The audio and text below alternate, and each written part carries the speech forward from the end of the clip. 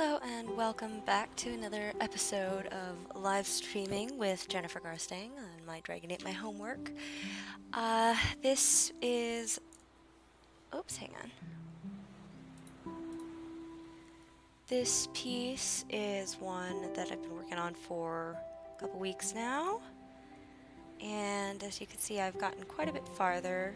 Haven't done any work between this and the last episode. So let's just jump back into it. I was working on the shadows, kind of moving stuff around, figuring out the texture on the sand, getting some of the background stuff. I think I'm gonna probably get a couple of the, I'm gonna get this family in the background, add the last two main figures over here, and then planning on putting maybe some picnickers over here in the background as well. So I'm gonna lay down the beginnings of those. And then at some point in the near future, I want to start going back in and really getting the lighting right, because right now the lighting is very flat.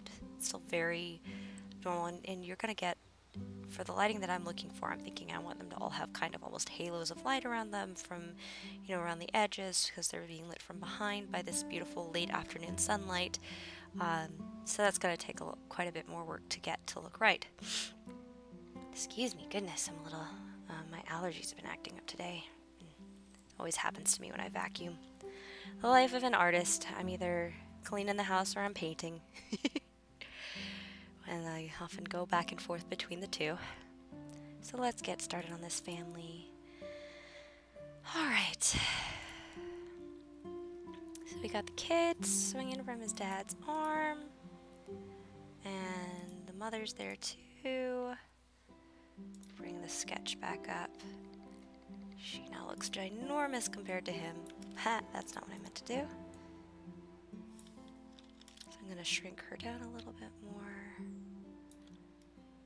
I'm going to move this behind the other sketch I started. One moment. Excuse me. I mentioned my allergies were acting up a bit today. Goodness gracious. Oh, the joy of live streaming. You get to hear all of the little... all of the little unedited moments. All of the sneezes. Sneezes and sniffles. Alright, let's see.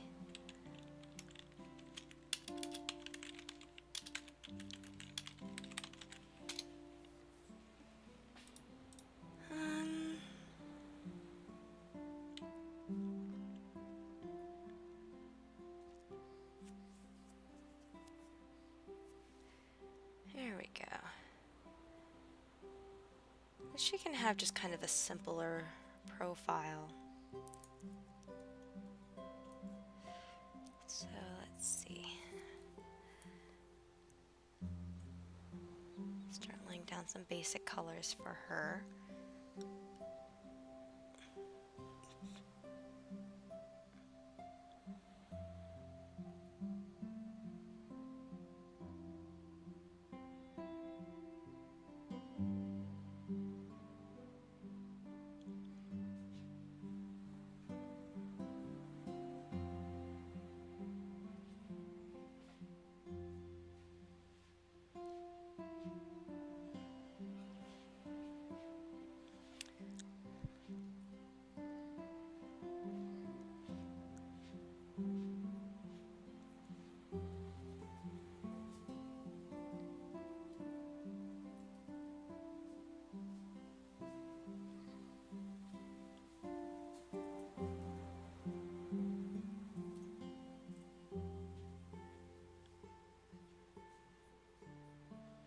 She's kind of counterbalancing, I think.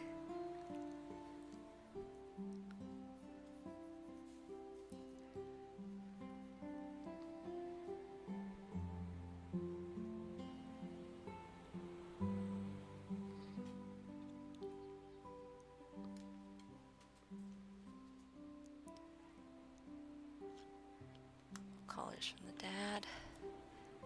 Gonna tone down the opacity a little bit.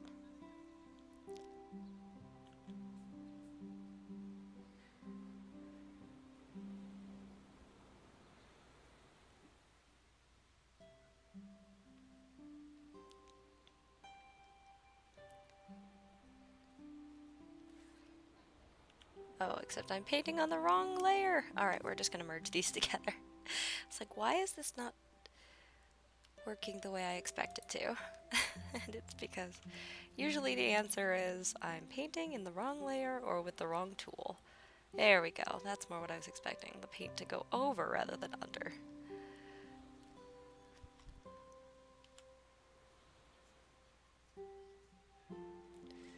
Let's see.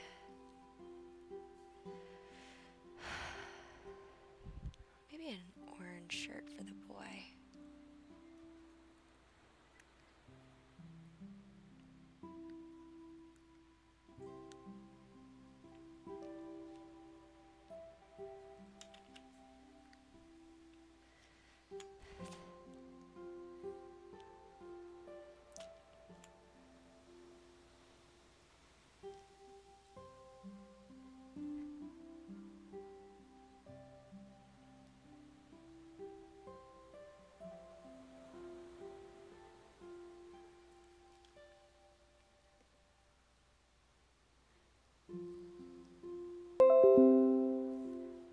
Thank you for telling me there's a new version available, computer. I appreciate that.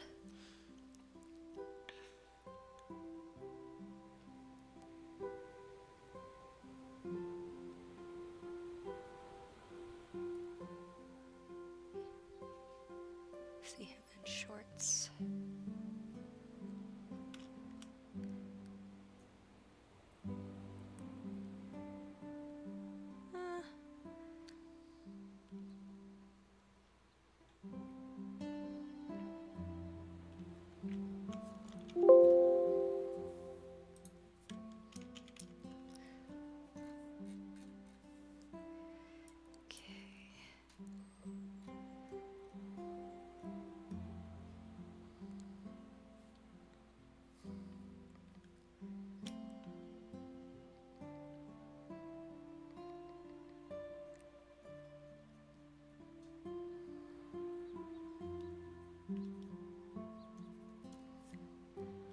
Clean up some of this excess that I wasn't intending on having in the actual layer that I started working on.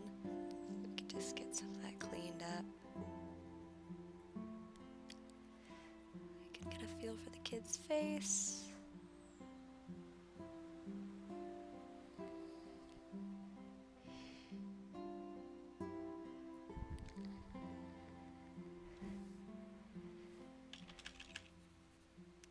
Clean up all those stray marks. I feel like the kid's talking about whatever movies some movie he's just seen or something that happened at school, or you know how little kids have their stories that they tell.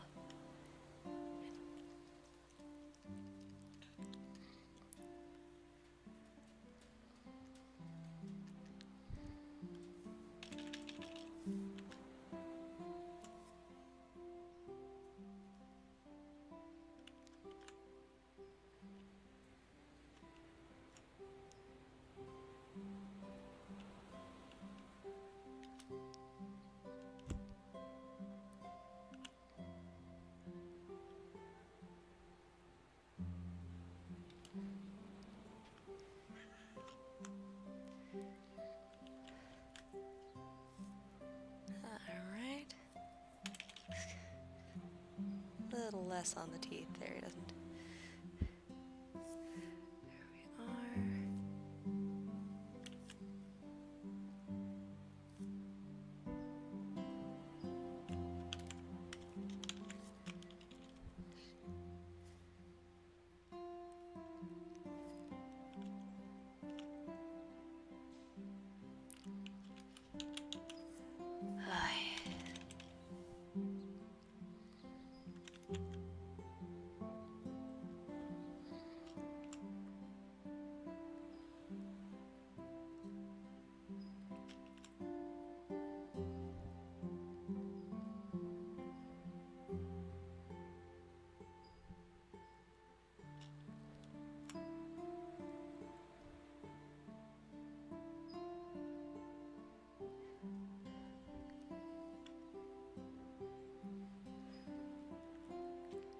Definitely don't want him to have a receding hairline. He's a child.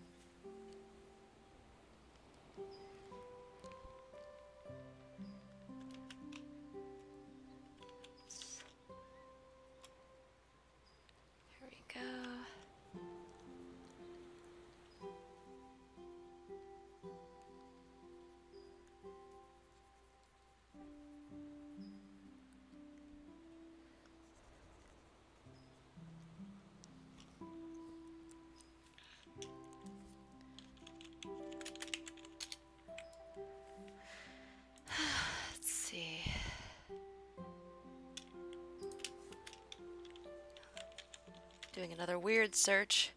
Young boy profile. Oh dear. Swear to God, all of my searches for reference photos probably have me on a watch list by now. Let's see.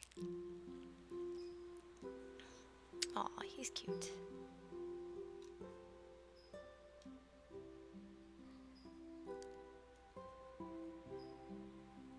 Oh, there is the face.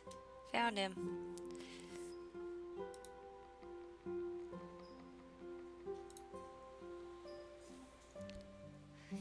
Alright. So, we're looking at a much smoother slope at this age. Don't have that kind of brow line.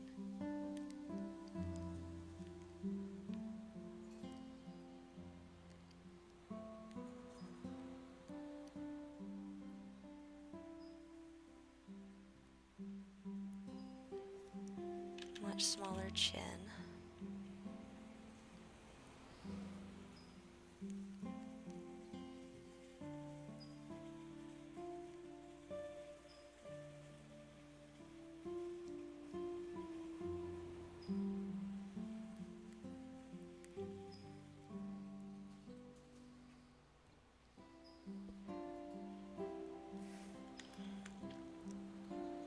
Also need to get more peach, and he's way too pale right now. More oranges and peach. So we're gonna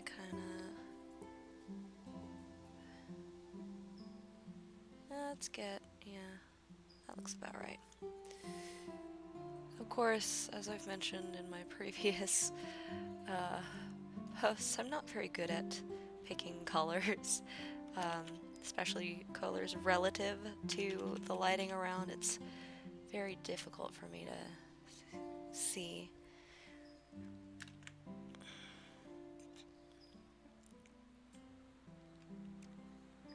There we go.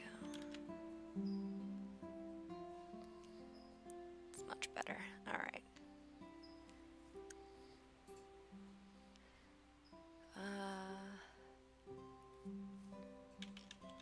The nose should be a bit smoother too.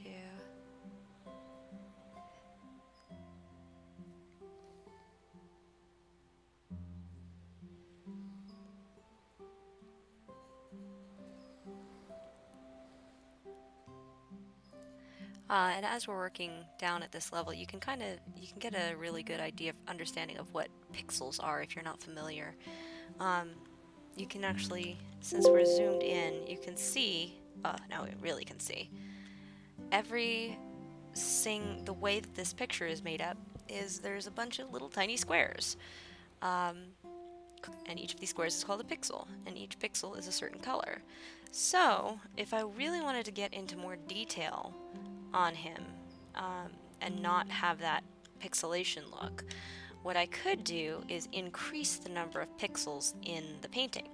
That said, he's so tiny, and I don't think it's necessary, and it also means there's a lot more processing power involved in doing everything, so it'll slow down the process, because when I want to do things, I'd have to kind of wait for it to kind of figure out what, and program each color. So I don't really want to make it have to do that. I'd rather kind of just work in the size here. But I always find it interesting when you get down into the actual colors. And actually, this will be kind of fun. Let me show. I'll just do a quick show you. Let me save. No, come on, computer. Let me save. When I say let me save, I mean, oh my god, let me save. Alright, so we're zooming in now. You can see every individual pixel and how they fit together. Now let's go image, size. Where are you? Image size.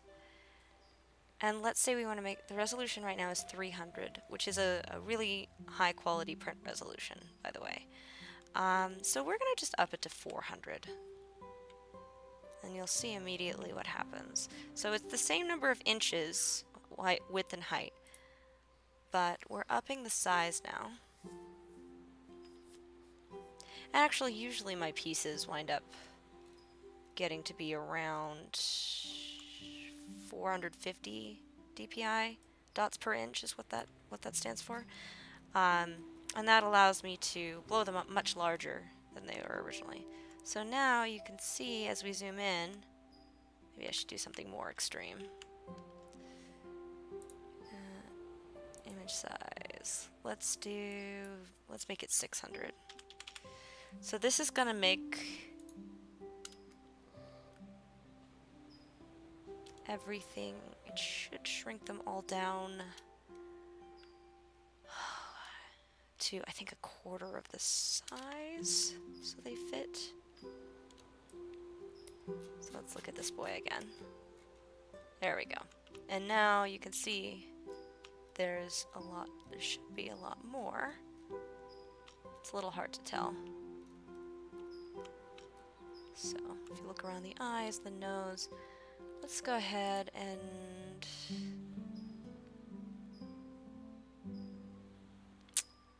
let's try to make it, let's do 1200. Make it really high resolution. So you can really, let's see if we can get it to the point that you can really tell.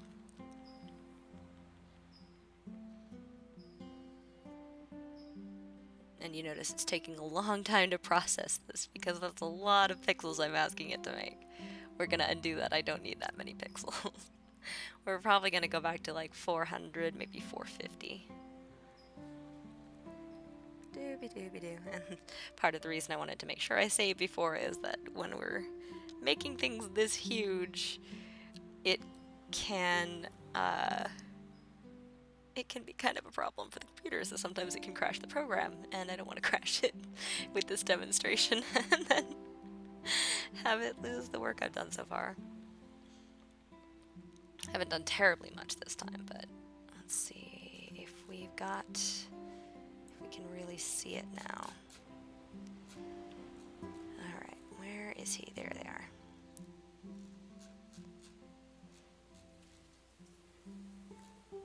See if you could show them this kid. Otherwise I might zoom in on the girl, because that's probably going to show more, be easier to see. There we go. Now look how much farther we can zoom in before he gets pixelated. Get really far into that face. And then over here, we got the little girl. And this one, because she's closer, we should actually really be able to see the difference that it makes. So we're going to start, here we are at 1200. Keep zooming in on that eye, and now we got to the point that it's starting to get to really see those pixels. You can see them here, and then boom, you can see the space between them. So now let's undo that, go back to her again.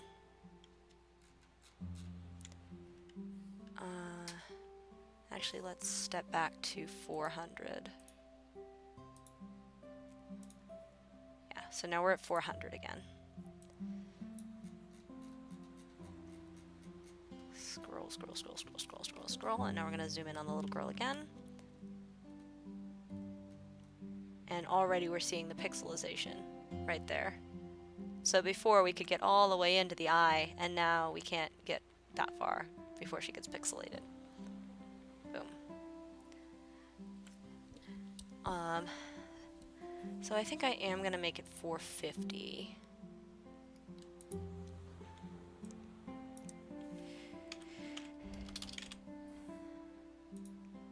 And that's not going to be a particularly noticeable difference, but so like I said, sometimes I get up to 600 dpi. I never go above that, as there's just, unless I was trying to make something that was going to go on like the wall of a building or something, I wouldn't need to get into anything that could resize. So basically what having the very high resolution means is that you can make the picture much larger before you get to the point that it starts to get blurry. So the the lowest quality print resolution that you can get to, meaning when you actually print it out how many little dots are stacked side by side to create the picture. And the lowest you can really get and still have it look good is 150 dots per inch is what it's called. So if you have a really high resolution piece, even though this is like 8, let's say this piece is right now 18 by 24, I think it is, because it's 450 dots per inch, we can blow it up significantly, and the resolution will drop. The number of dots per inch will go down the bigger it gets, but it'll still look good. You can get it up to a certain size before it would now be at down to 150 dots per inch, because you're adding more. So you're adding more inches, and then you know, as you're expanding it, so the number of dots per inch will decrease, and you're basically just giving yourself leeway to have that number decrease without it visually impacting the piece. That said, really 300 is the lowest I tend to want to go for fine art. Most posters are like 150 when you're buying an art poster, or not not a fine art poster, but like just sort of a movie poster or something like that. That's usually printed at 150, whereas fine art you're usually looking at 300.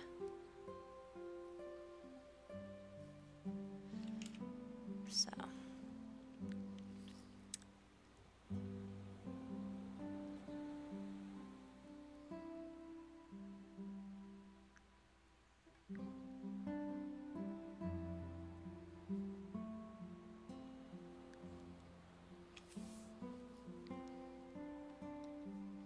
Let's see. So for the browns, the darker shades, I'm actually going to go with a red tone, because against his lips and teeth and all that, it's going to look more brown, hopefully. I may need to go with something like this shade.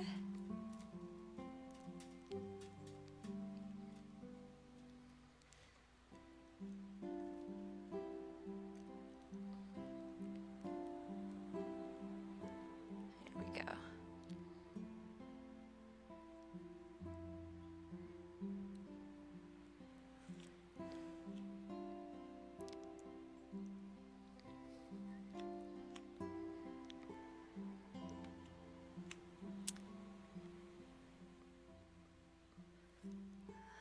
I'm going to use the smudge tool a little to make him really smile.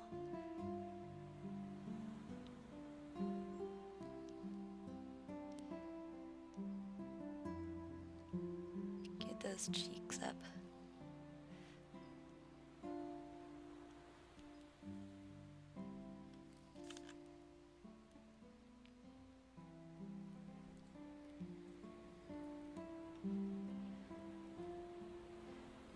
His teeth are too white.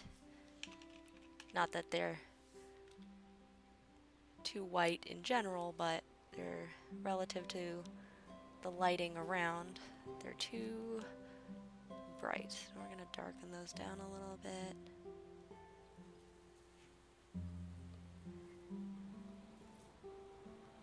Here we go.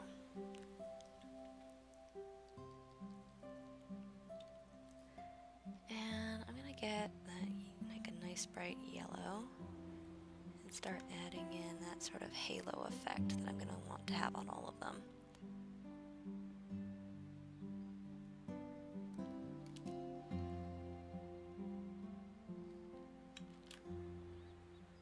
The way the late afternoon sunlight is hitting them would give sort of that little shine.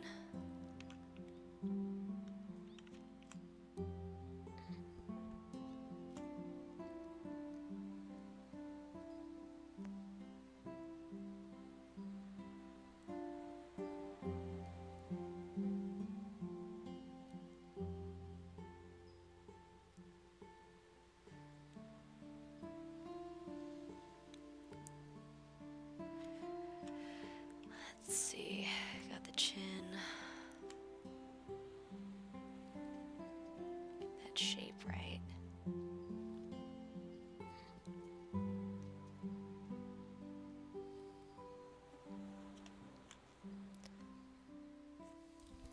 Take off my gunner glasses for this part so I can actually get the colors proper.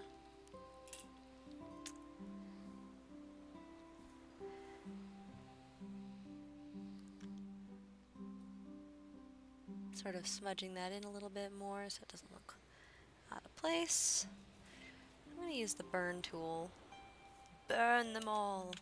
No, let's give that a try on the midtones and see if it can... I don't like that. I'm going to get more orange and more of that sort of peachy orange in there.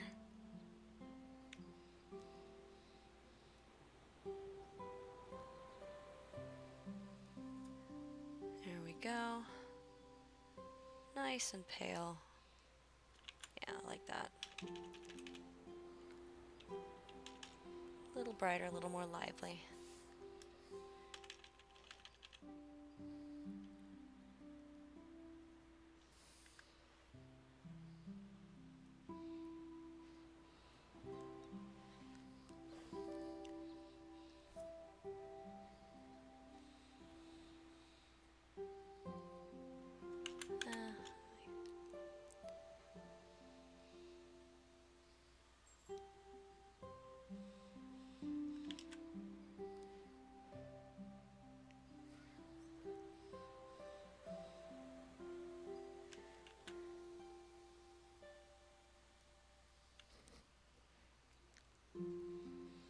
Let's see.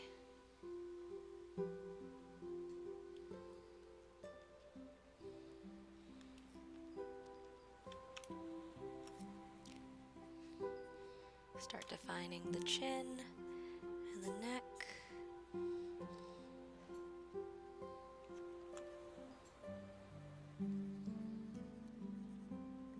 There we go.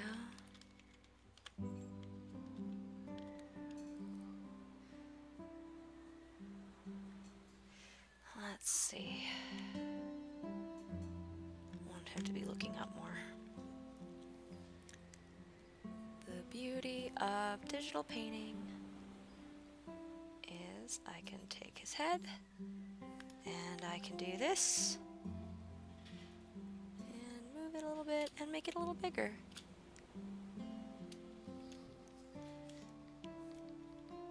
Voila! I know, thank you.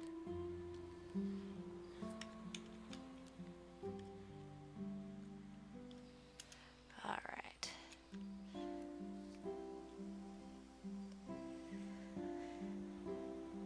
Let's see.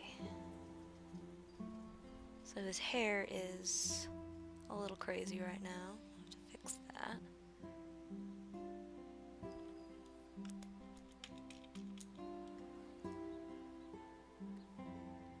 We're also going to need to clean up around the lips a little more. And the chin. Hey, kitty cat.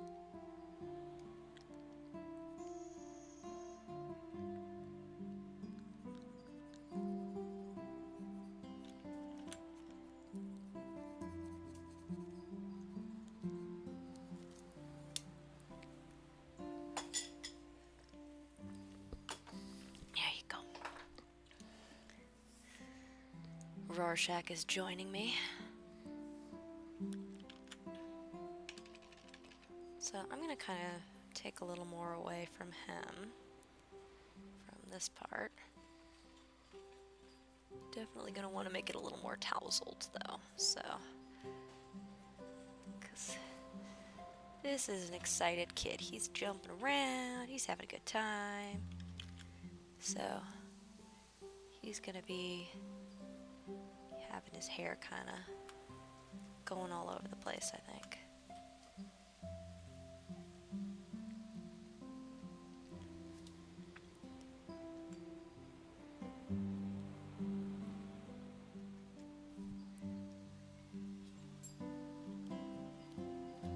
Bring out his features a little more.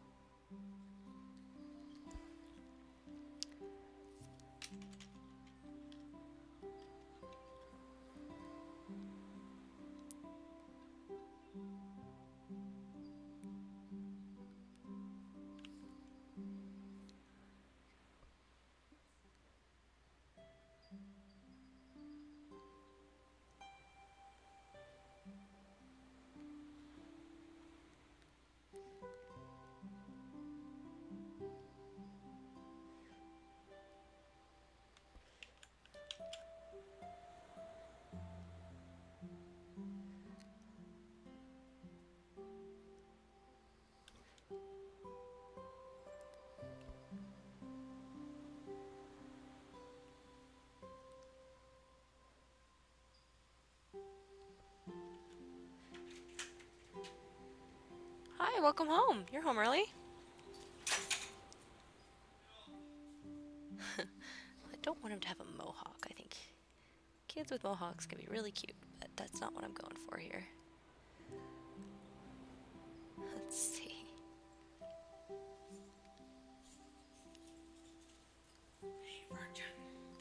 What you doing? Live streaming, painting. Hi. Welcome home. Hi, Izzy Bear. Giving this child a mohawk, accidental mohawk. He's... Need to take it away again. Yes, he doesn't get a mohawk. No child of mine will have a mohawk. Can see your parenting strategy already. Smudge tool them to death. Oh, God. Yes, that is my parenting strategy. Kitty, you're so soft. So soft. I still have a bit more vacuuming to do. I wasn't expecting you home so quick.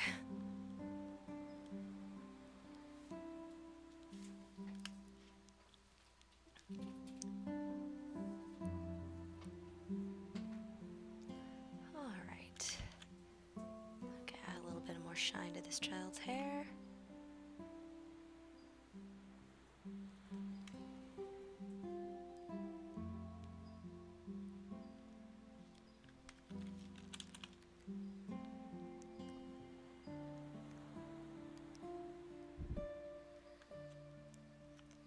Alright.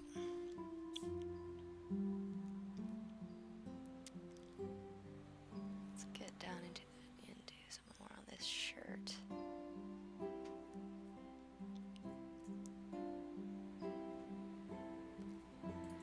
You look up kid swinging parents' arms.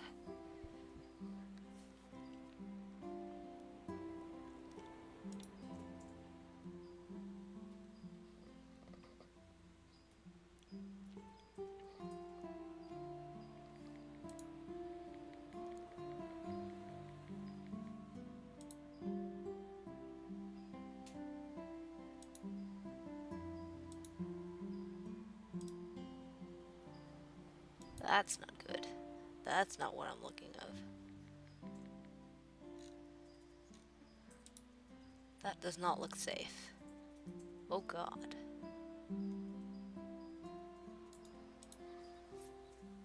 Oh man.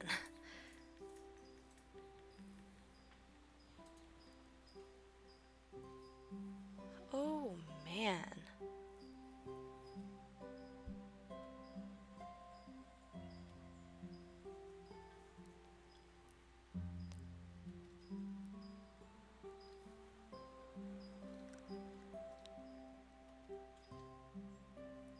Baby yoga. That's terrifying. Good Lord. I did not expect when I was looking up pictures of kids swinging from their parents' arms to see a random Russian woman on a beach swinging a baby around by its arms. Like, a baby. Baby. That's a crying, screaming child. Oh man. That's upsetting. Okay. God, the things you see.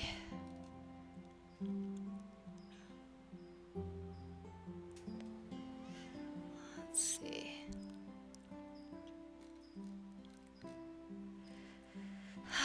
Oh, this one's cute.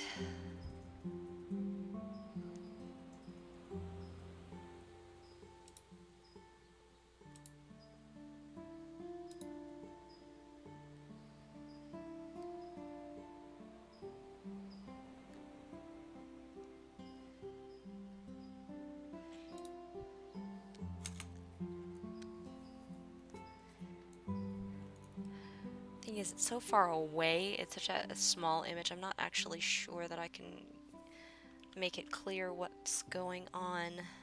The child is swinging. I might just make him walking.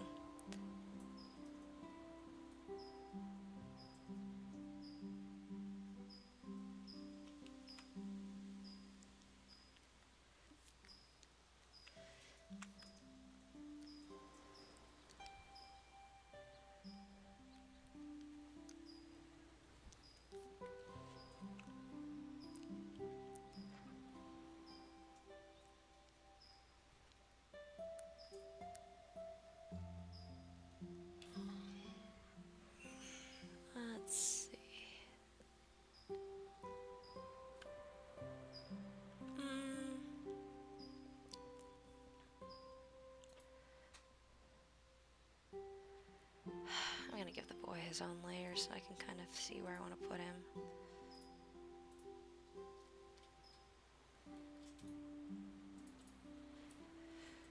Do. And select.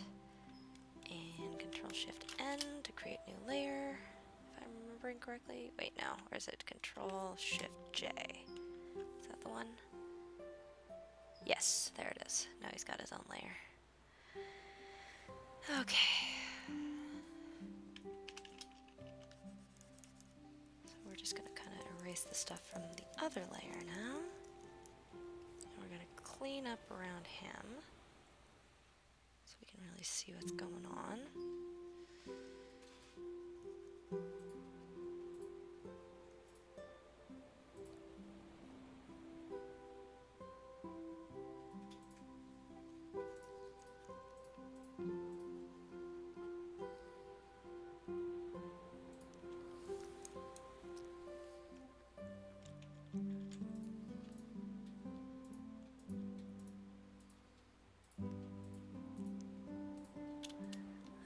Down a little bit closer.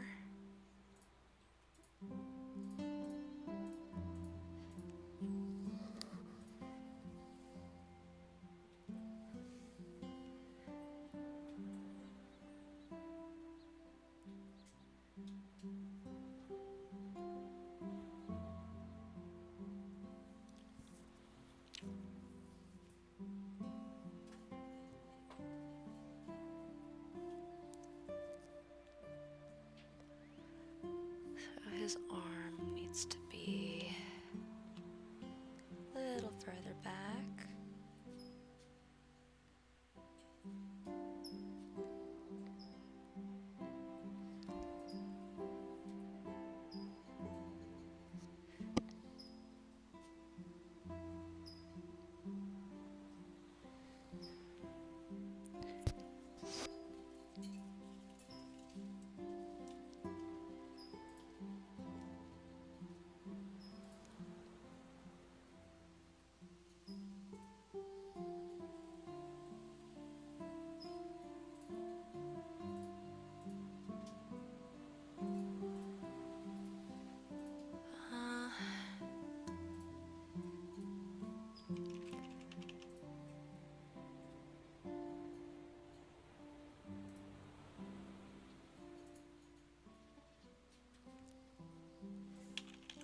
Just where his legs are.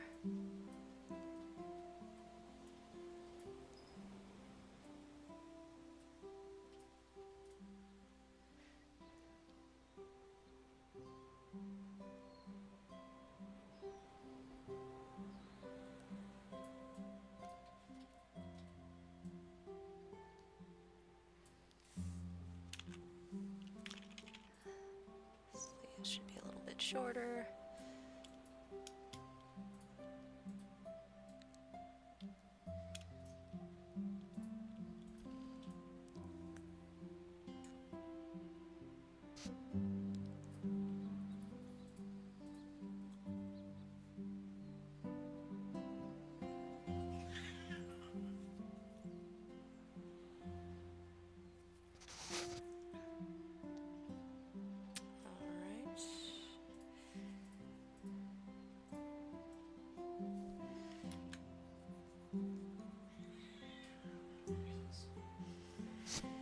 Rorschach is bothering Izzy.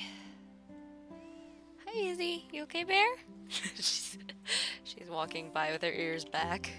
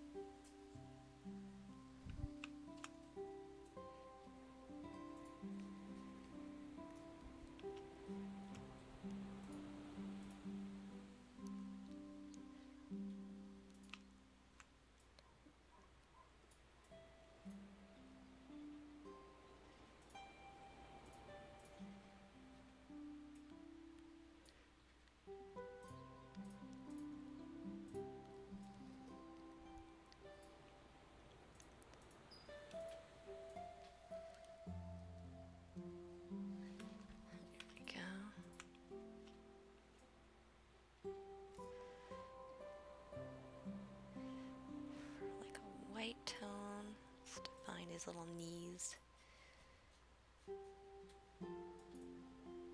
It's a little too bright.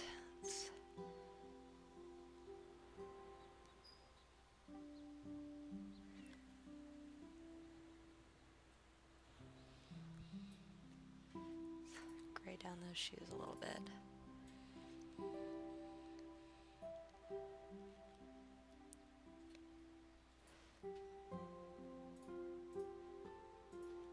Ooh, oh, they should be red. Cute little fire engine red shoes.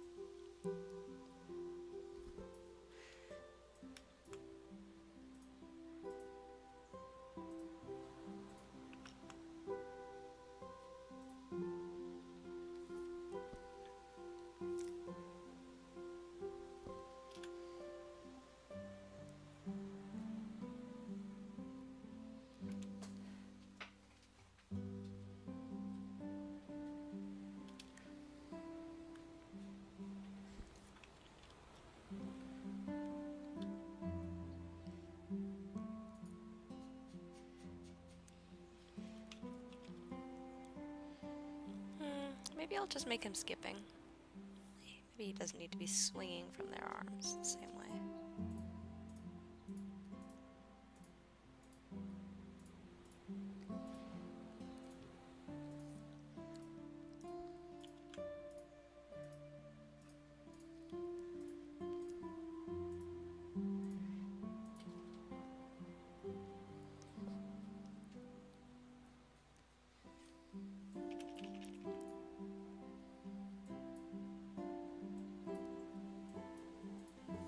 Don't want to smush his face. I like his face as is.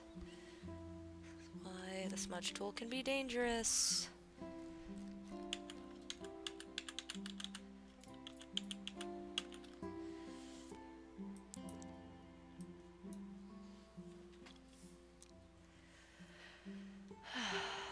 Actually, get a fresh start on this arm.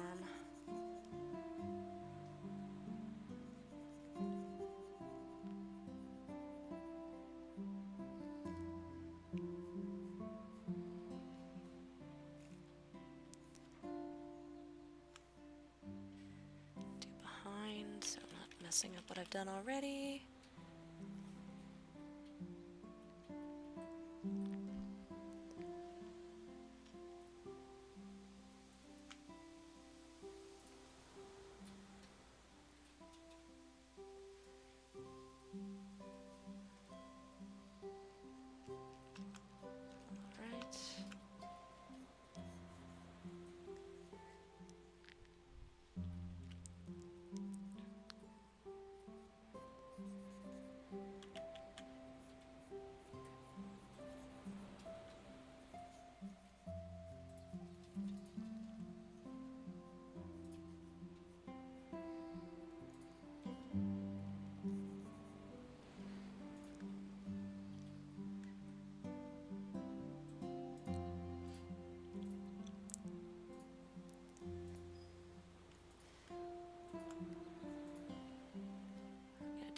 Again. Lower the opacity so I'm not messing things up too badly. Nice low opacity there. Not quite that low. Let's do 7%. There we go. That's what I'm talking about.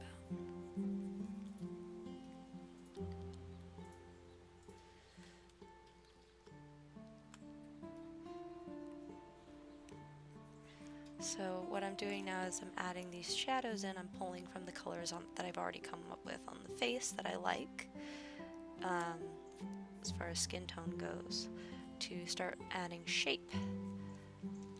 So the areas I'm darkening where there'd be less light hitting, and I'm lightening where there'd be more light, and defining the shape of his arm and his musculature,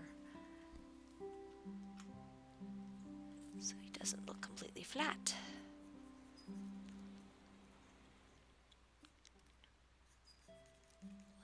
together a little more.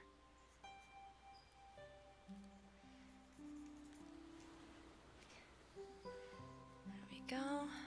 I'm gonna grab some of the orange and let's get that shirt a little bit more defined as well.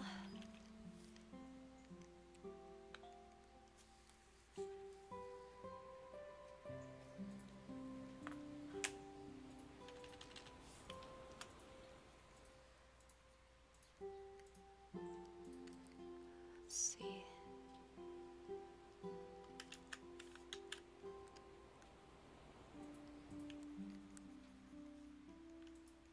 There we go.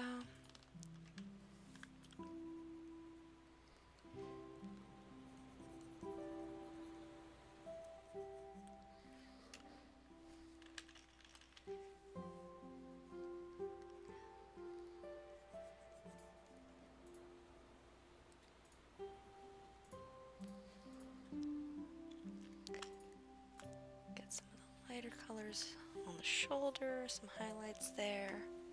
I'm bringing in some of this darker tone around the armpits because that tends to be the most in shadow when the lighting isn't very odd.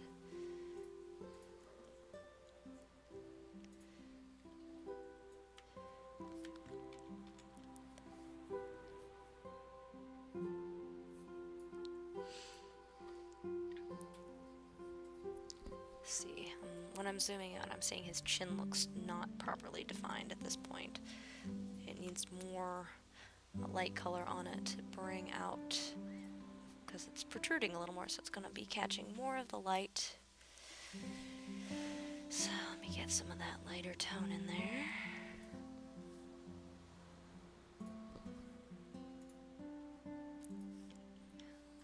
Define the lower cheek.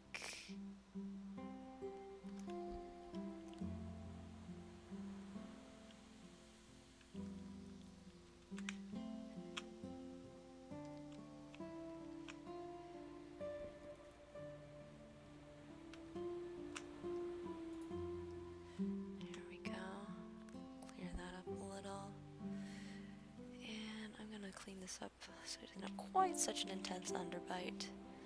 Just from a distance, that's looking odd.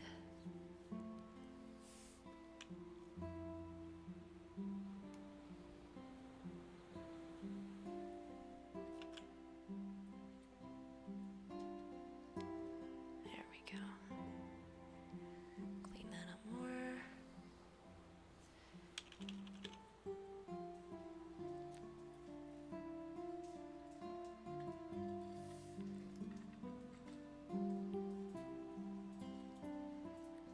Go.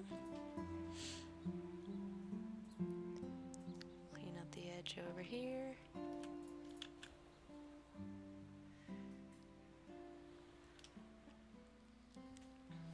I'm going to use the burn tool on the hair to sort of get more depth.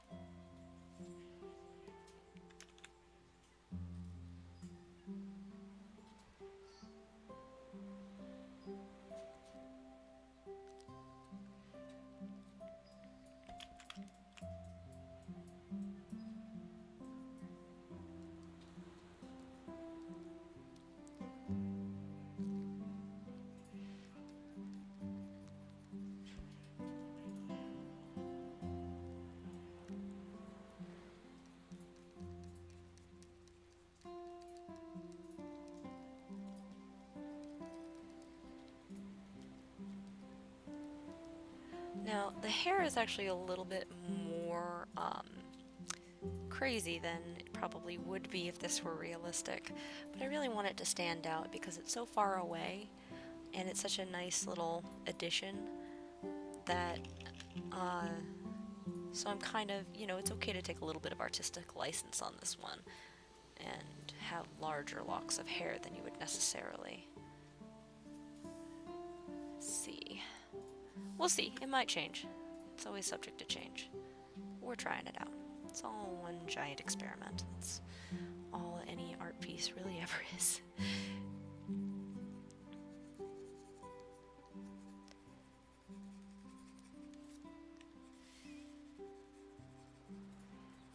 Cleaning up this other arm here.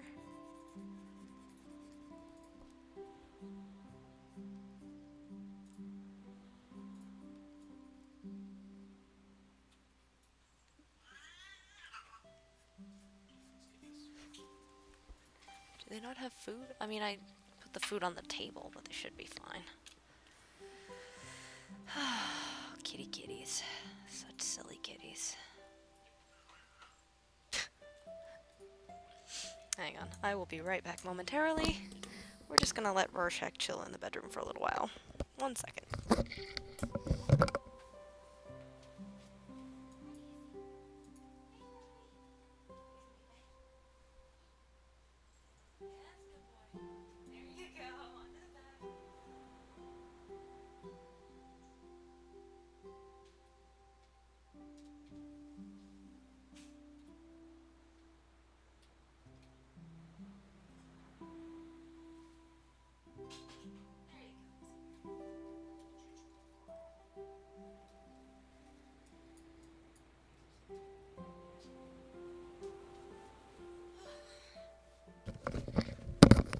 Alright, kitties just needed to have a little bit of space from each other for a while.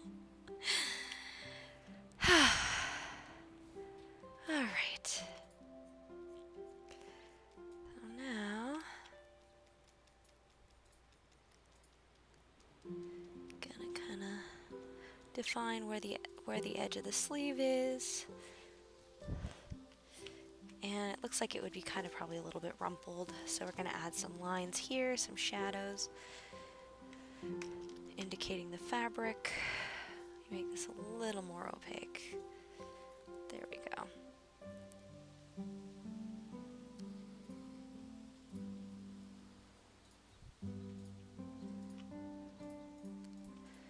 I'm going to get a little more.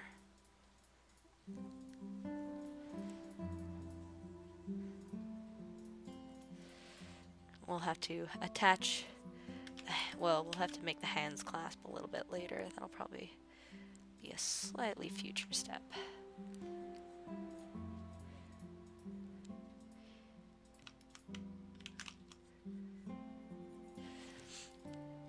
That is one of the things when you're working between different layers.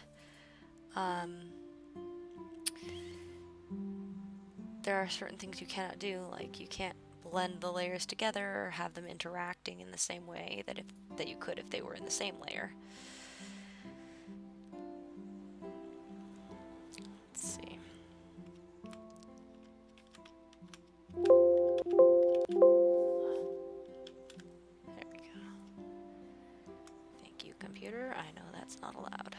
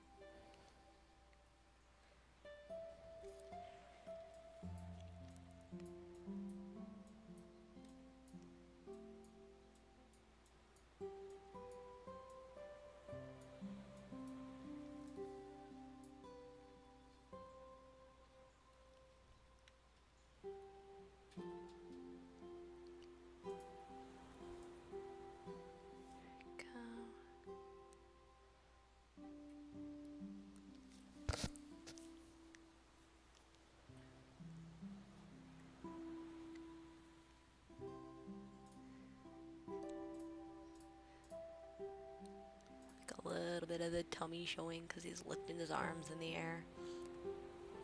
And I think it was in high school that I started getting a little feeling awkward about how when I lifted my arms that my tummy showed. But 'tis the way of things. And I think it's adorable.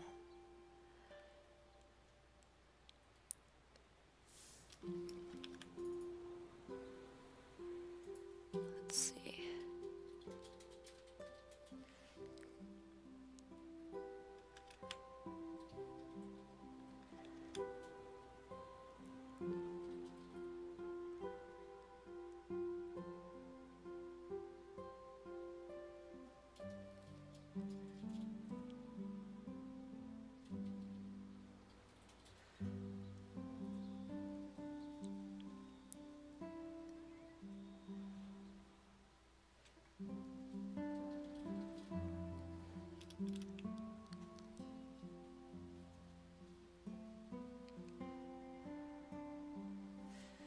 Got a deeper red.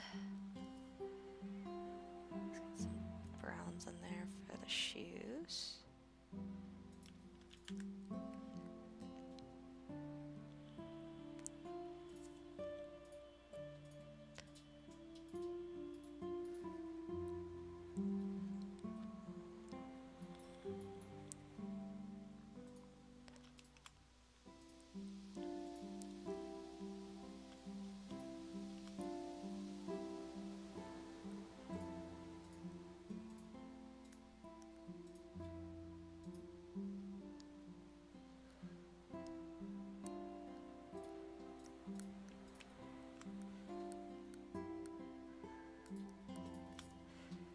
Let's get some socks on this little boy.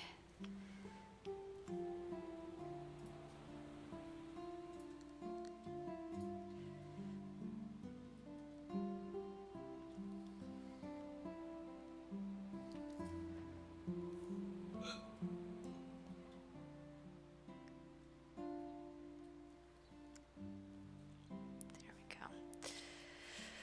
I'm gonna get more of that blush tone to the rest of the arms and the legs. Gonna get that.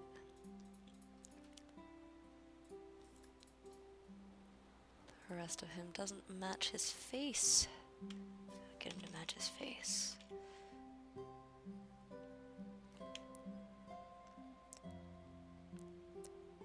It's worth the eye strain to be able to actually see what I'm doing. Grab a little bit of orange too. Conveniently pulled right from his shirt. Just like I planned all along. Not even. Alright, so the father is looking kind of zombie-ish next to the son now. As like the colors on the face are so much more dull. So we're gonna give him a little bit more life now too. Bless you, Skoji. Let's get some of this rosy blush going on in the father's face.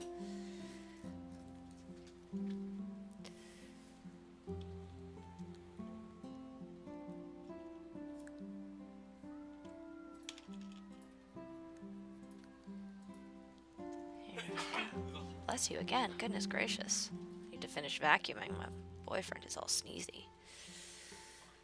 He'll survive. You sure?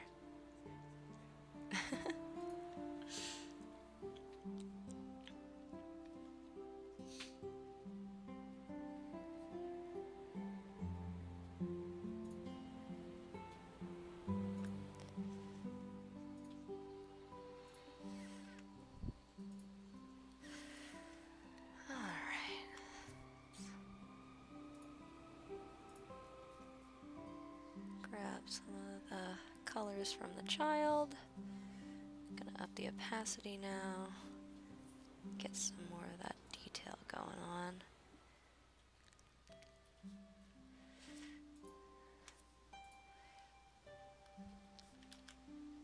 Too much too dark.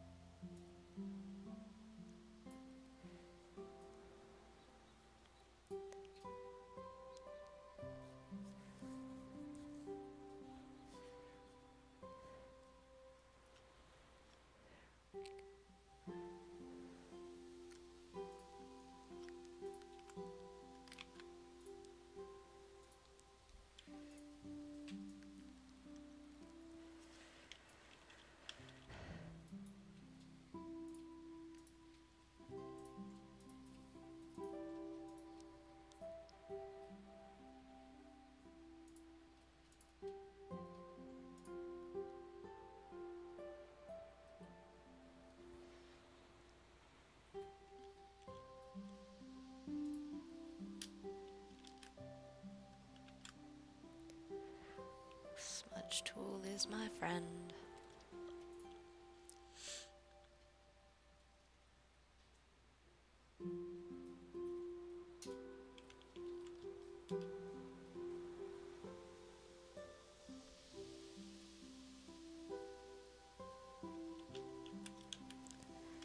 Oops, there we go.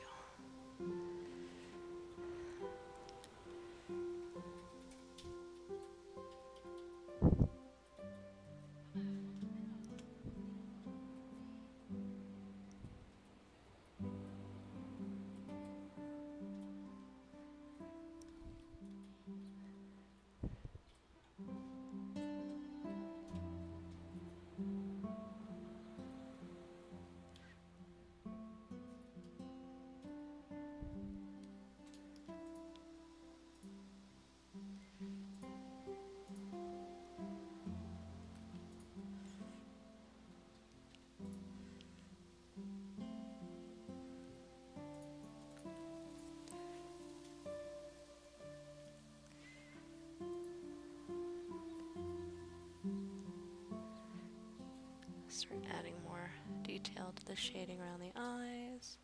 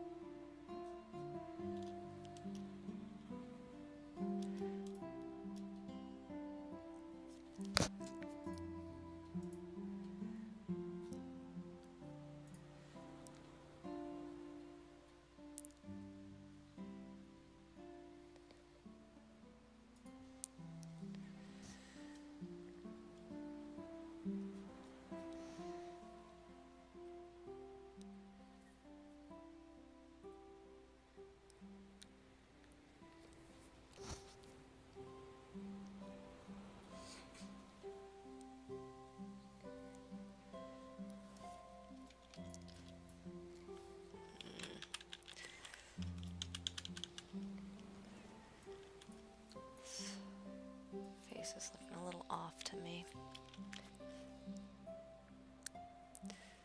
Should be a little more straight on. Try to turn it too much.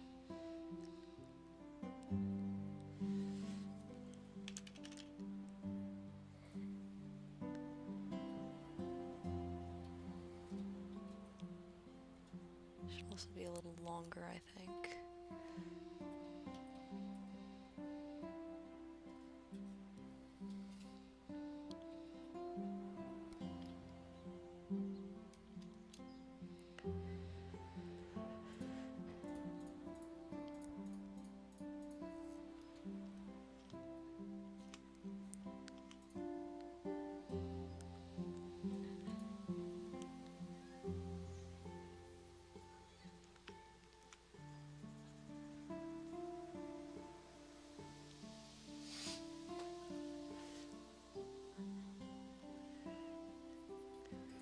It should also, his face needs to be a little more, everything needs to be a little more defined than on his son's face.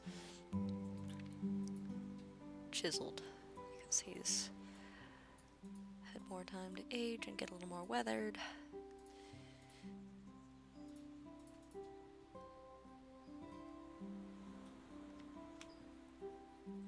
Not too much though.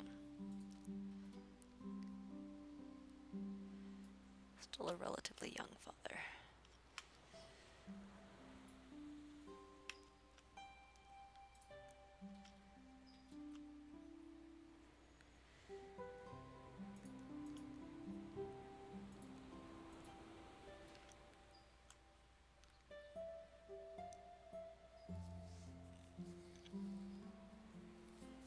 Not liking his mouth yet.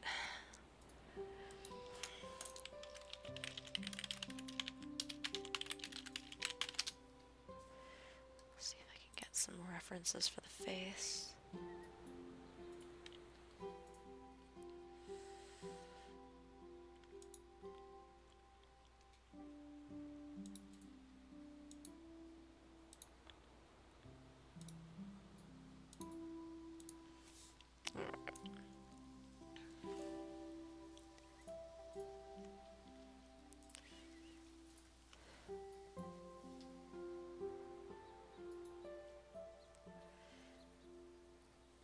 Ugh, I need my gunner glasses back on.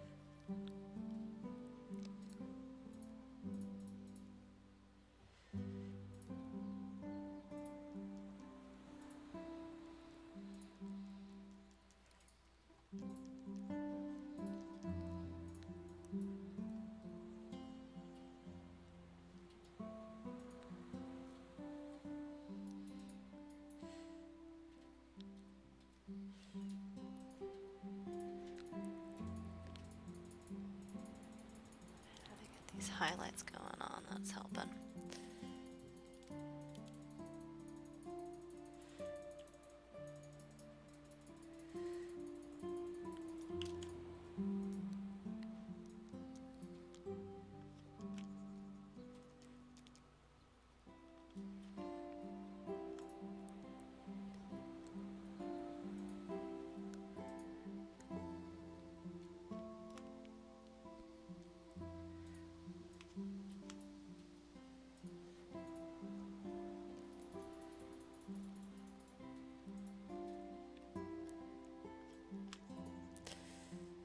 Alright, gonna get this mixer brush going on again.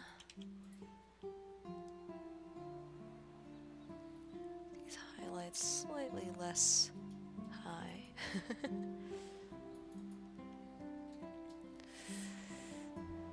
So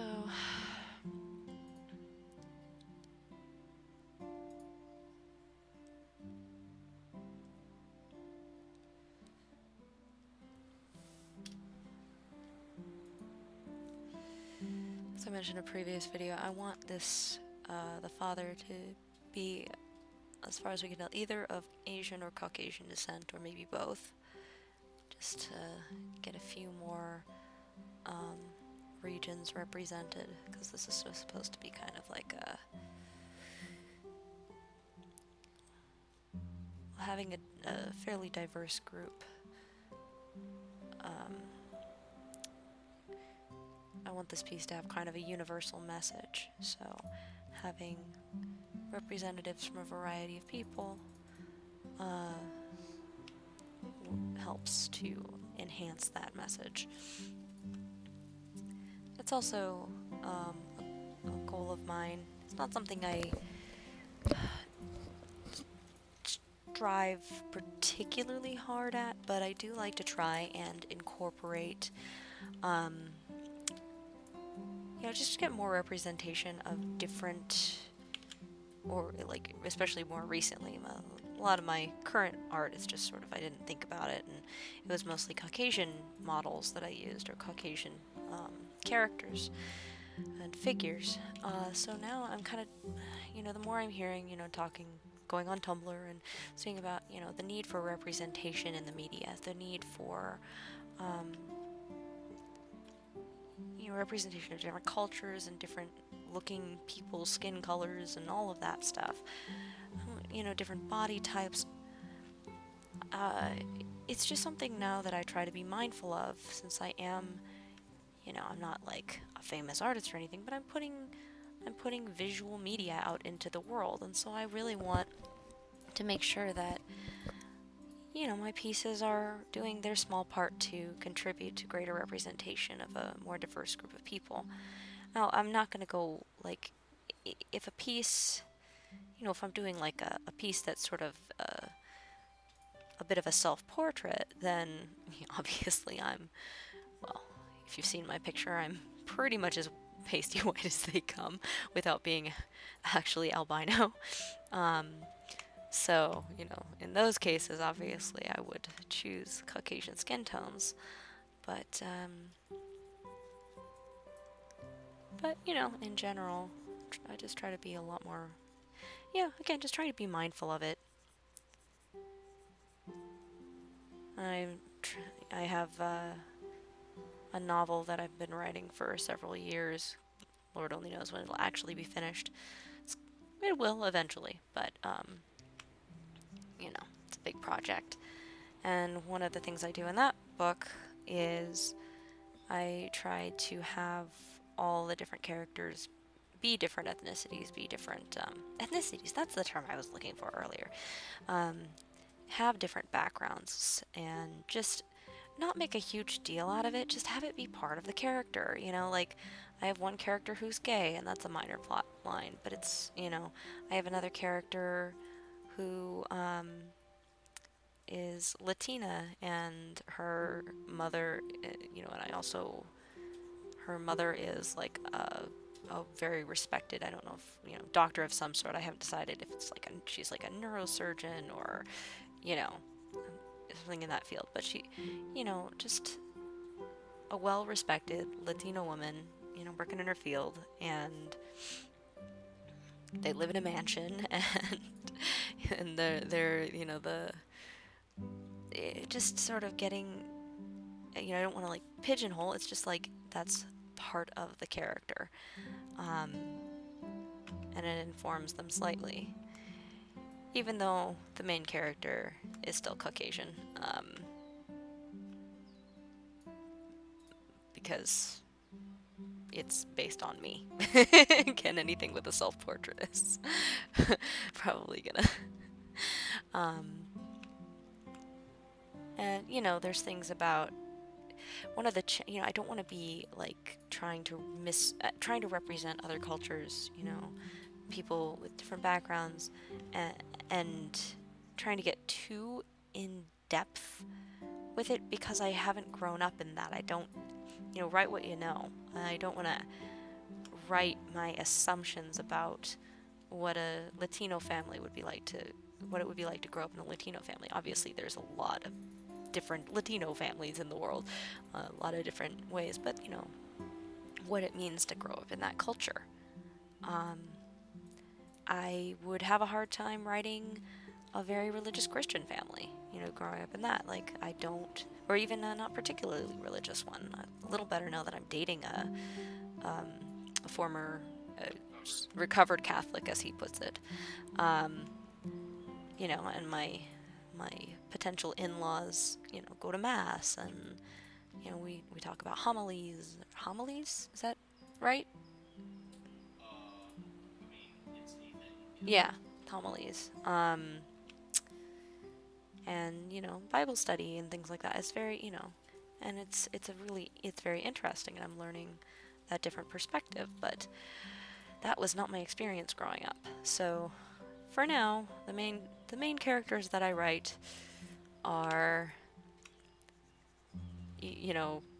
pretty much secular Caucasian American families or upper middle class families that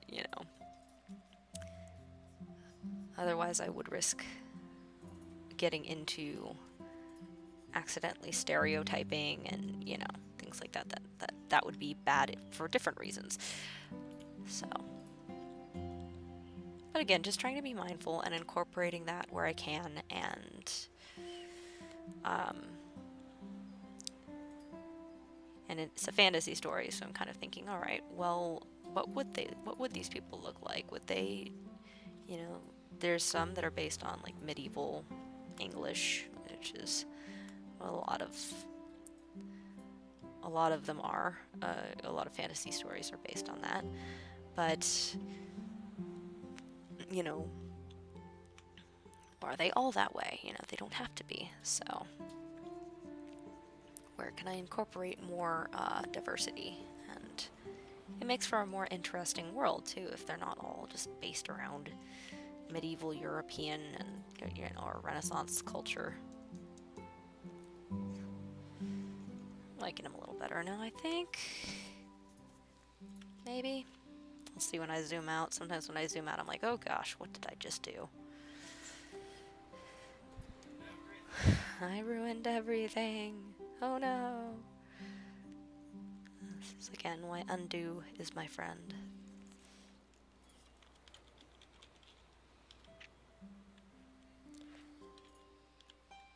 It's a little lopsided still.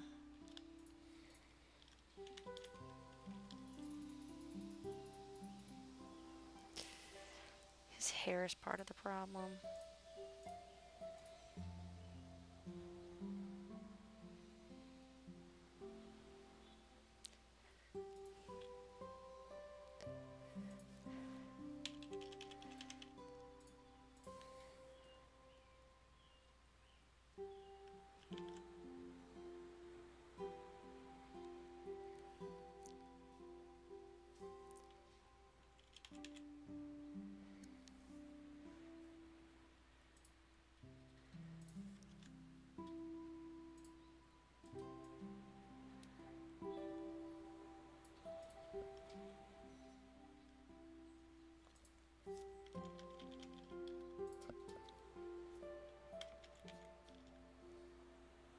A little better.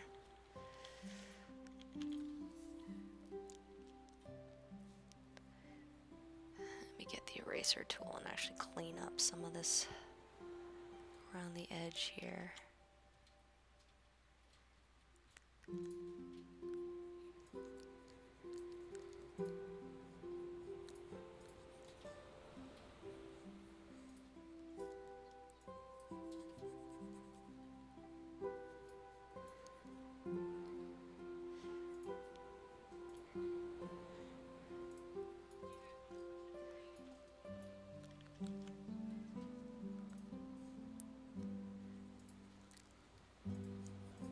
There we go.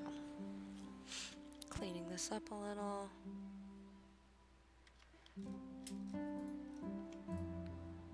It's looking better.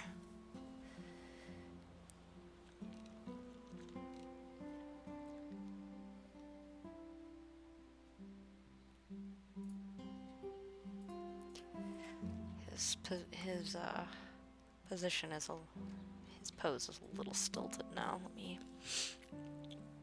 play with that a little bit.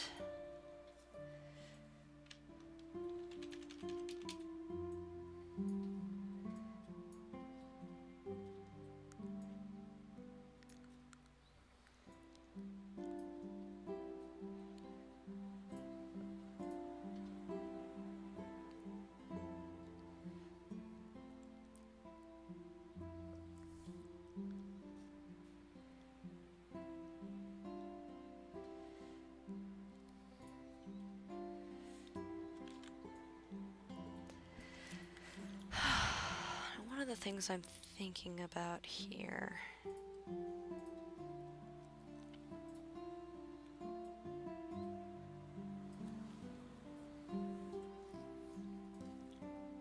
is, you know, is the way his body's angled and all of that. You know, you want them to be kind of sort of cheating out a little bit toward the camera, or toward the viewer, but at the same time, you don't want it to look posed, and so, you know, I want there to be kind of a reason that they're facing the direction they're facing, you know. So, making sure that it makes sense that he's turning back and looking down and looking where he's looking and standing the way he's standing in relation to the sun and the dog. You know, that everything makes sense. So that's one way to help prevent it from looking too posed and too forced. That's why stock photos all look so freaking posed so often, because it's like they're cheating out. It's not thinking in terms of, does this actually make sense in the context of the scene that they're in this position? And if it doesn't make sense in the context of the scene that they're all posed the way they're posed, then it just looks very silly and stilted. Or, yeah. they look like a poser. Thank you, Scott. That was quite a helpful contribution. Yes.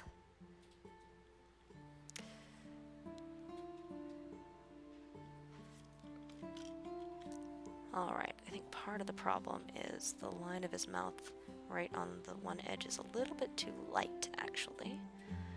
So I'm going to grab that dark color from his hair, up the opacity. Whoa, too much, too much. Alright, we're going to do that.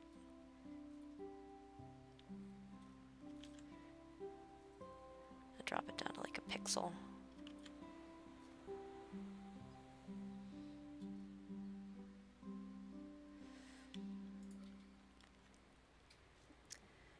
Then I'm going to get some lighter tones here.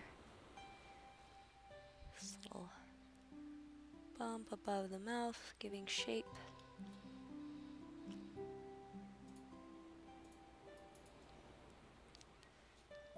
Should be a little darker around here.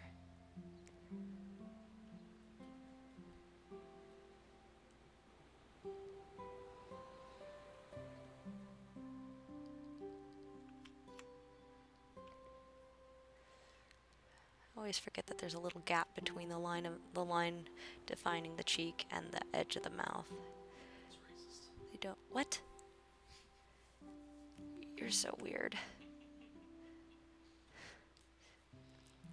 Scott just said I'm racist for saying that. I didn't say that. I didn't say that at all. You're a crazy person. I don't know why I'm dating you. You're a terrible person. I'm live streaming. This is my professional live stream. What are you doing? What? Shut up. None yet. He's making fun of my limited viewership. I have one. You. Are you on? Why aren't you watching? Because you're a bad boyfriend. A terrible boyfriend. You should be watching my live stream. Watch it now. Bring it up on your screen. I need viewers. There's no titanium in your game. I'm sorry. I am titanium. You need to go find Rihanna. She can help. She is titanium.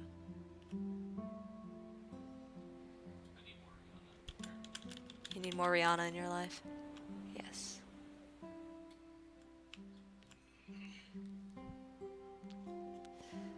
Alright.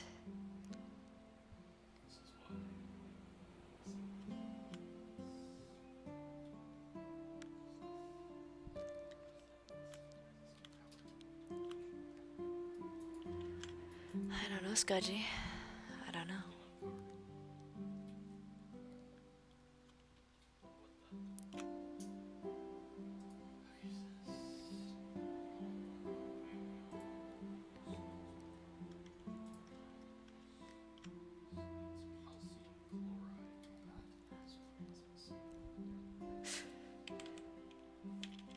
Alright.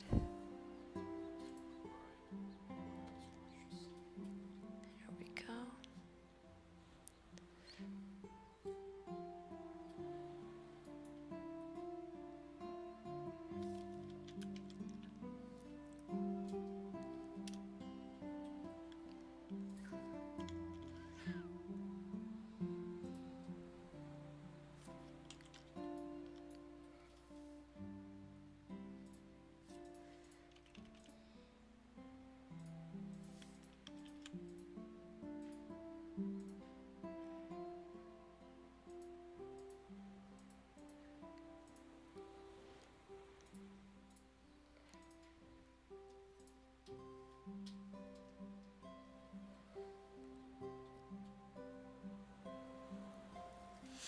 Alright, I'm gonna darken the midtones. Let's see how.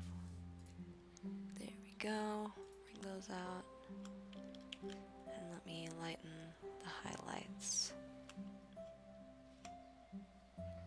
Let me darken the shadows.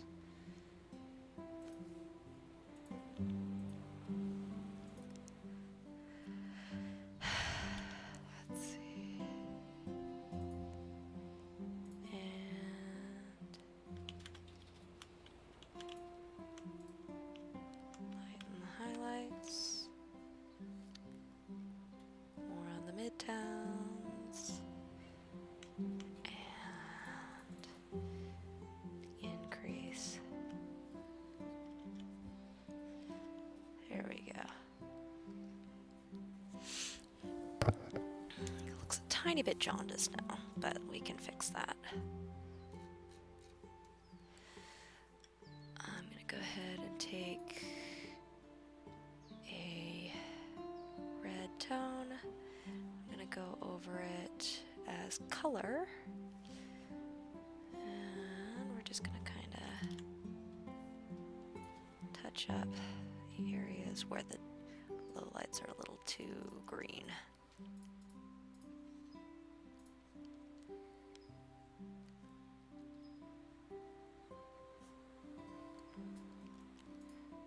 Alright. Now I think I'm seeing part of the problem here. I'm actually going to use the Liquify tool. Now, this isn't one that I've mentioned in the past. I try to kind of use it later on in the process, but look how tiny he is relative to the rest of the painting. Because the nice thing, it doesn't blur and smudge. It doesn't blur things the way the smudge tool does, but it does. It takes a lot more processing power, and it takes more time to use because, as you see, it's needing to load everything in, and then I'm gonna have to, kind of zoom in, and it just takes more time. But it's great for these little teeny tiny corrections as I'm getting further along in the face and getting it to look closer to how I want it to look, and I don't want to mess up what I've done. So I can push that there. Like I saw his ears a little too far out, and the face the chin area needs to be widened a little bit. Let's see, if you zoom out on that, it's looking a little better.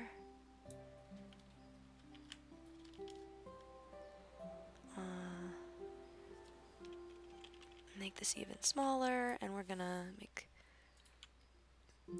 the jaw even a little more square.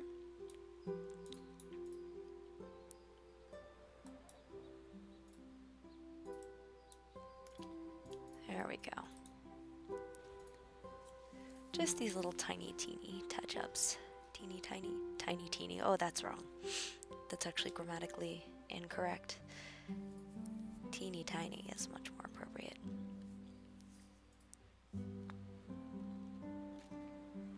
I was reading an article, apparently in the English language, there's a rule, I don't remember what it's called, but it's it's a sort of a rule of thumb that if you have two sounds one after the other, the I sound comes before the A sound or the O sound. So clip clop, tick tock.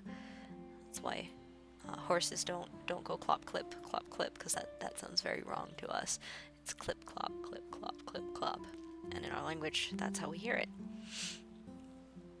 As you can see, this is why I do not use the Liquify tool very much, because especially when I've upped the image resolution, as I did earlier in the piece, it takes a lot of processing power. It takes a long time to figure out what it's doing.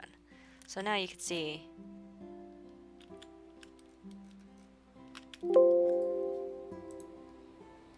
if we undo versus redo, it looks much better. His face is a lot less skewed, and I didn't blur anything. Woohoo! Looks so weird! It looks so strange. Okay, we're gonna stop making him wiggle his ear and his jaw. Alright. Gonna brighten up the shirt a bit.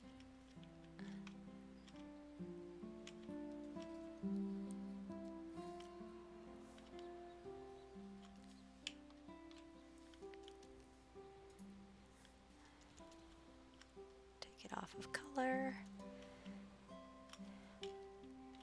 That's another thing that I really appreciate about digital painting, because I'm not very good at getting the contrast right in the beginning. It always ends up looking wrong to me, and being too little contrast. So the nice thing that I can do is I can start laying down colors, putting it together, and then I can go over with the burn and dodge tool or the curves tool and adjust the contrast and tweak it until it looks much more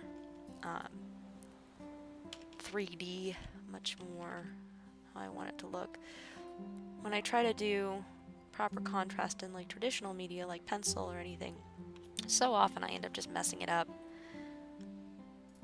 I end up getting it too dark in places and you can't go back and lighten it up again. It doesn't work that way. So, let's see. One thing that I need to make sure I have here is that highlight on the back that all of them are going to have, where the sunlight is hitting them from behind.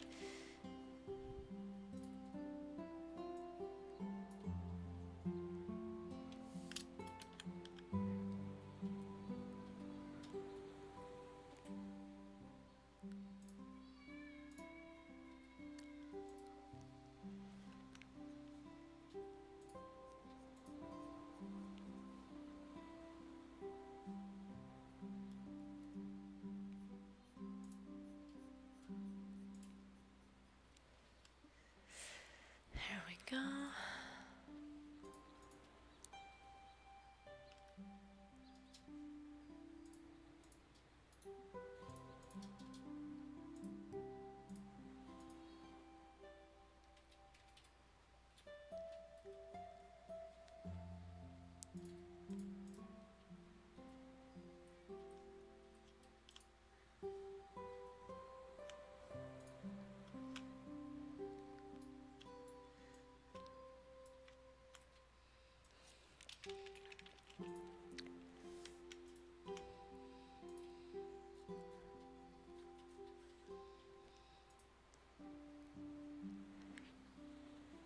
Make sure I'm getting the bottom edge of the cheek right.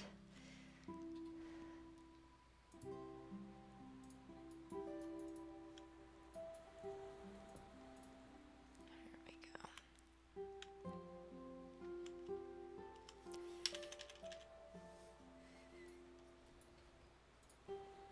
It's actually quite likely I might do some other blending things with there's some other nice finishing features I can do, like to make the figure stand out, that I'll sometimes do. Not always. I don't always like the way it looks on a piece.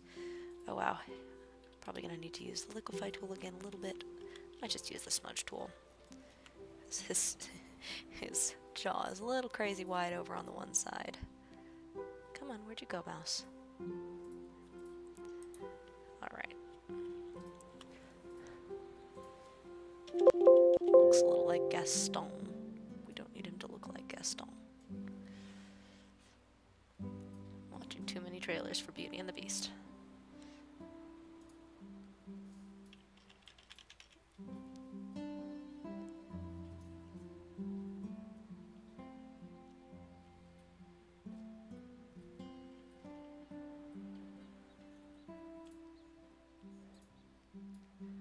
There we go.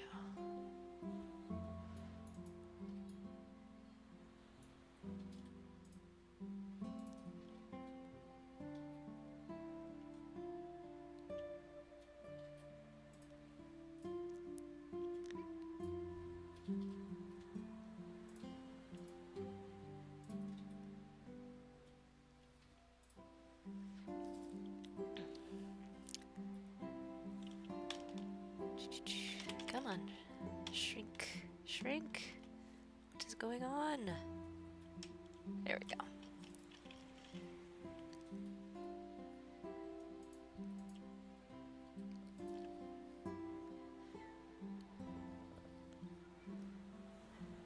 There we are.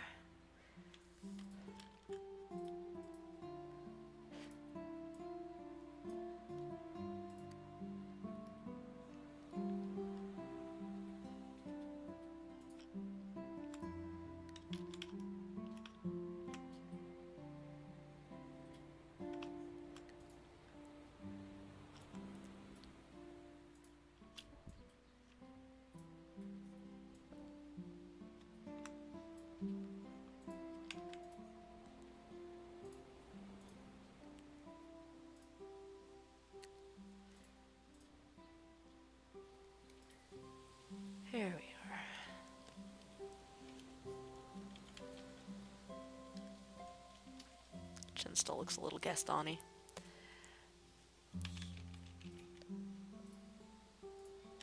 I think I'm gonna get rid of the cleft. Just looks a little...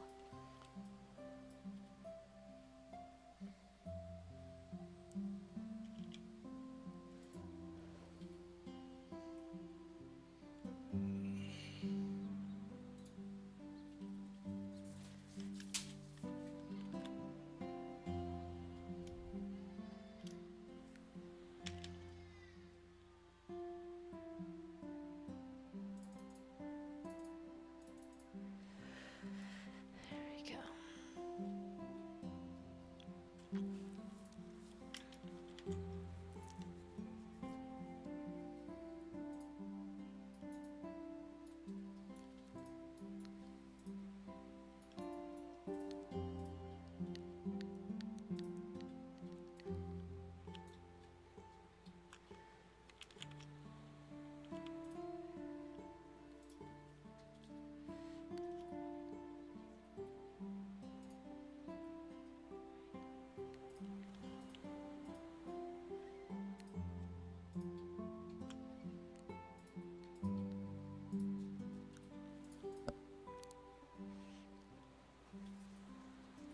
Alright, we're going to use the liquefy tool again. Let's zoom in.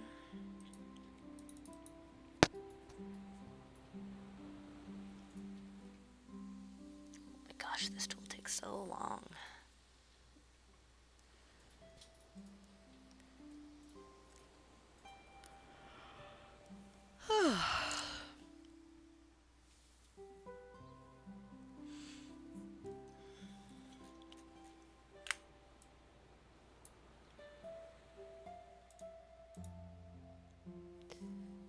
And I'm just gonna make this jaw even just a tiny bit wider. A little more square.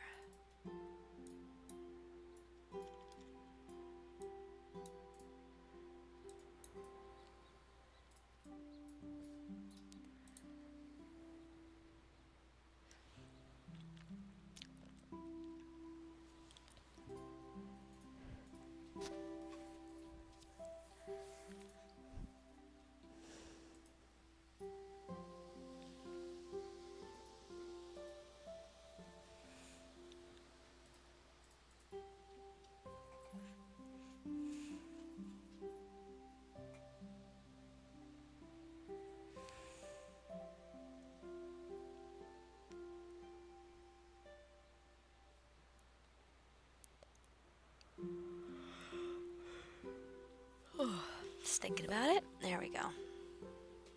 Yeah, it looks better. So here we go, before and after. Before, after. Before, after, before, after. Weird! Alright. Looks a little more normal now. I really like the way the kid's turning out too.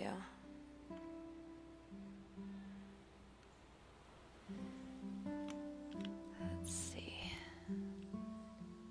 Gonna do the same thing with him that I did with the father.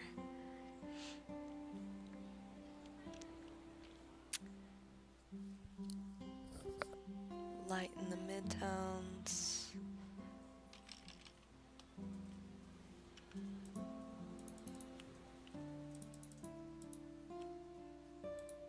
Oh, that's why it's not working. I'm operating in the wrong layer.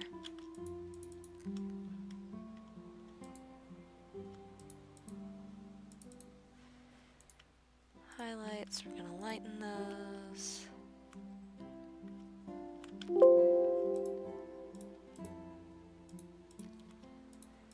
Make them a little more visible. Shadows, we're gonna darken.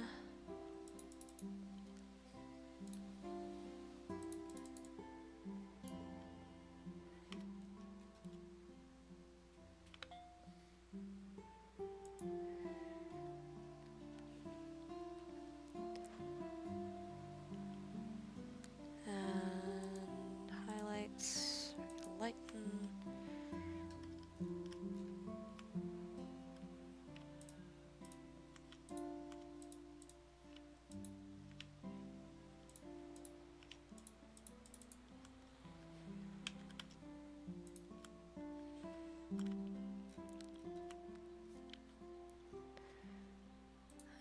go back in.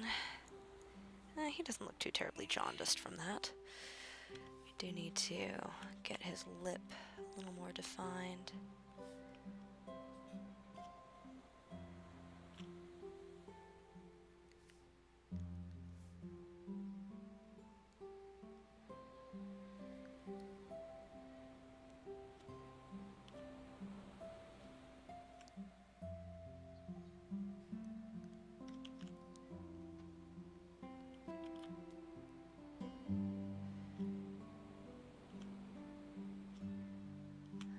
Chin. Gotta get that nice little highlight going there.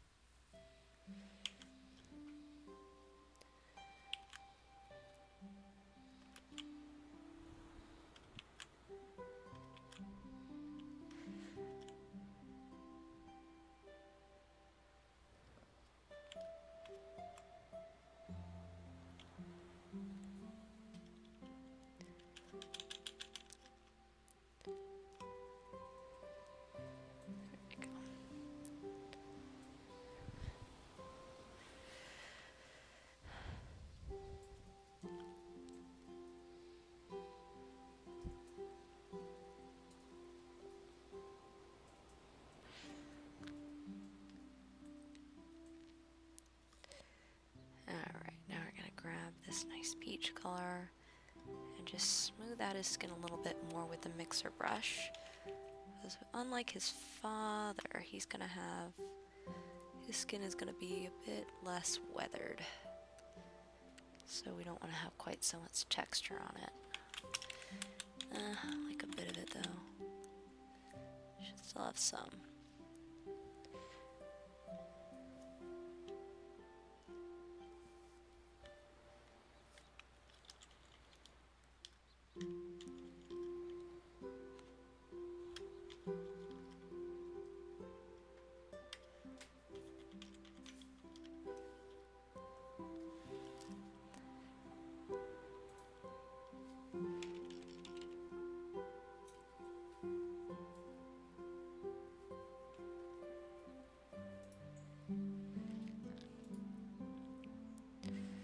Alright, let's...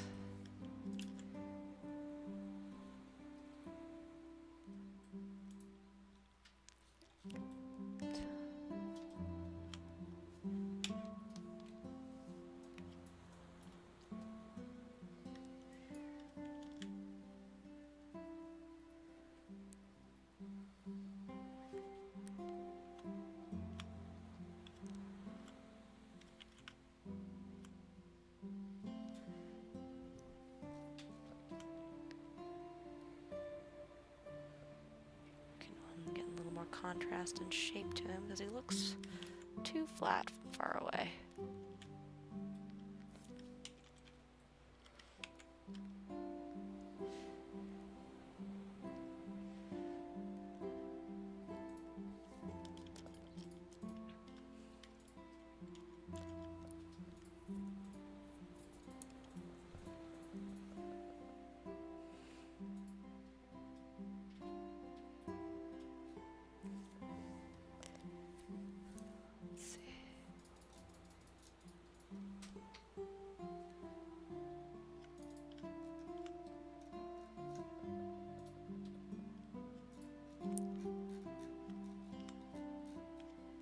This chin is not right. Let's see.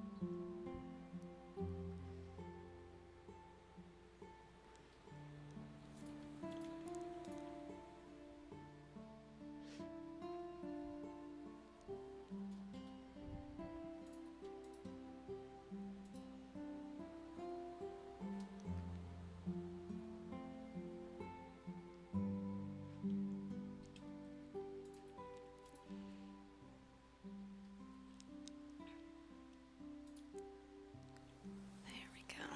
Let's see. That's looking better.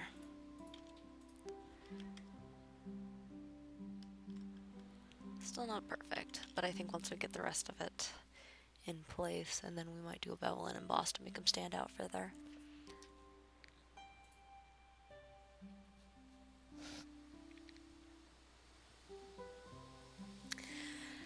Alright, well I think I'm going to leave it at that for today. We'll probably come in and start working on the mother over here tomorrow, or next time. I will be leaving on Sunday for a week to go to Canada on an amazing trip. We're very excited for it. So I will not be doing live streams all of next week, but I will pick back up when I return. There may be another one tomorrow. All depends on whether I'm done with packing or not. And regardless, I'm going to start trying to figure out a more regular schedule for these once in the weeks following my return. Thank you so much for joining me, and have a wonderful weekend.